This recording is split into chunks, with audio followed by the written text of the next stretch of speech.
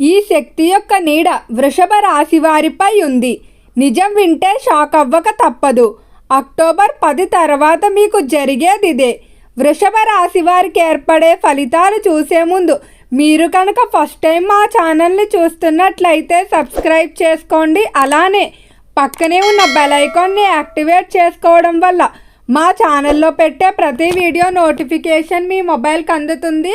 అలానే మీ friends and family మెంబర్స్లో ఎవరైనా వృషభ రాశి వారు ఉంటే వారికి తప్పక వీడియోని షేర్ చేయండి.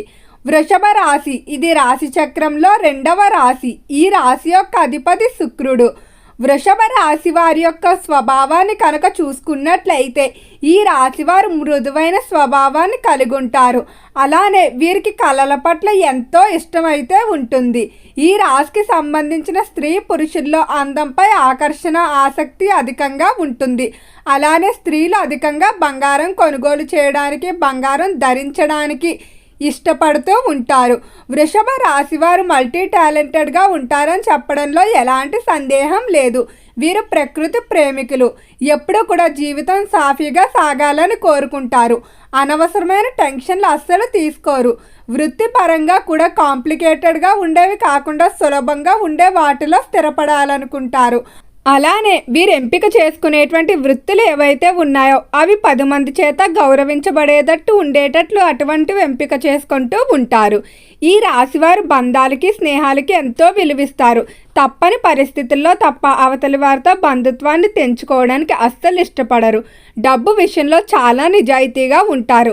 ఎవరికైనా పెట్టే చెయ్యే కానీ ఒకరి దగ్గర నుండి ఆశించడానికి ఇష్టపడరు. అలానే వీరి యొక్క గొప్పలు ఆర్భాటాలు నలుగురిలో చెప్పుకోవడానికి రాశివారు ఎక్కువగా ప్రయత్నిస్తూ ఉంటారు. ఎప్పుడు కూడా హుందాగా జీవించాలని లగ్జరీగా ఉండాలని కోరుకుంటూ ఉంటారు.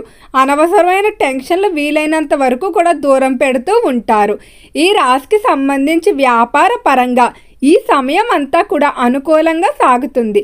అంటే వ్యాపారంలో లాభాలు రావటం కానీ లేదా వ్యాపార పరంగా నూతనంగా పెట్టుబడులు పెట్టడానికి చేసే ప్రయత్నాలు కలిసి రావడం లేదా నూతనంగా బ్రాంచులు కానీ లేకపోతే చిన్న చిన్న వ్యాపార ప్రారంభాలు కానీ ఇది సరైన సమయంగా చెప్పుకోవచ్చు.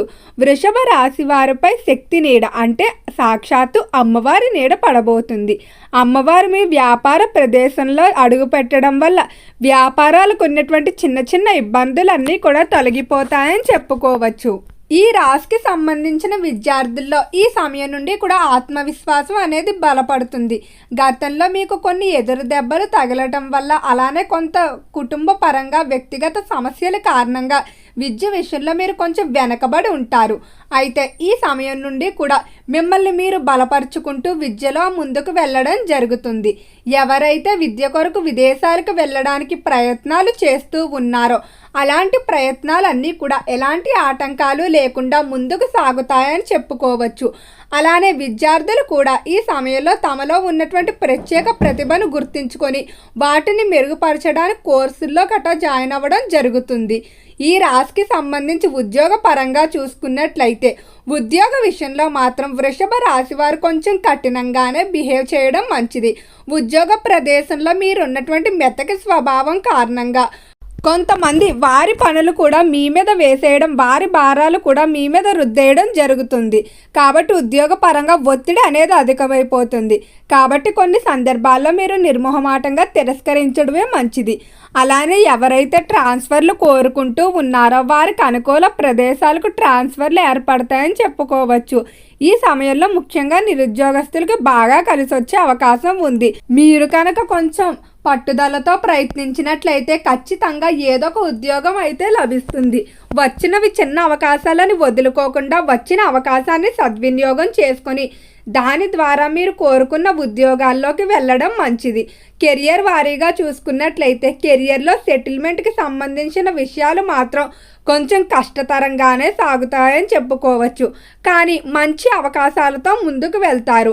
అయితే చుట్టూ ఉన్న వ్యక్తులు కొంతమంది మిమ్మల్ని వెనక్కి లాగడానికి ప్రయత్నిస్తున్నారు.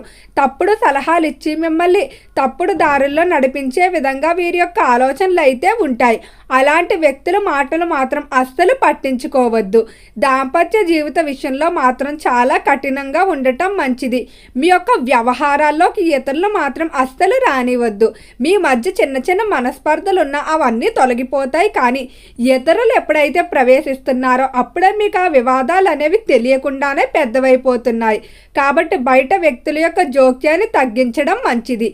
ఆరోగ్యపరంగా మాత్రం ఈ సమయంలో శక్తి యొక్క నీడ కారణంగా ఆరోగ్య విషయంలో మార్పు అనేది కనిపిస్తుంది. గత కొంతకాలం నుండి కూడా చర్మ వ్యాధులతో, థైరాయిడ్ సంబంధిత సమస్యలతో, అలానే స్త్రీలు ఋతుక్రమ సమస్యలతో ఇబ్బందులు పడుతూనే ఉన్నారు.